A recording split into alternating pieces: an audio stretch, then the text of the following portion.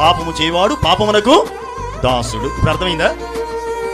మనుషుల్లో ఏలుబడి చేస్తున్నాయి కొన్ని పాపాలు, దేవుడు అసహించుకునేటువంటి పాపాలు కదా. పాపమును దేవుడు అసహించుకుంటున్నాడు.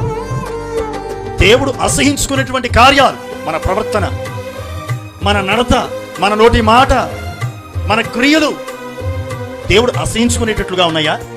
దేవుడు కోపగించుకునేటట్లుగా ఉన్నాయా? ఇలాంటి వస్త్రములను తీసివేసి వేరు వస్త్రములను మీరు ధరించుకొందురుగాక. ఈ వస్త్రాలు ధరించుకొని కనుక ఉన్నట్లయితే ఆయన శిక్షిస్తాడు. దీవెన కాదు వచ్చేది, ఆయన మన వస్త్రములు చూచి, మన వస్త్రముల వాసన చూచి ఆయన మనలను దీవించాలని ఆశ కలగాలి ఆయనకి. ఆయన మనలను దీవించగలగాలి. ప్రైజ్ ది లార్డ్, హల్లెలూయా. నా ప్రభు మీ వస్త్రముల వాసన చూచి మిమ్మల్ని దీవించునుగాక.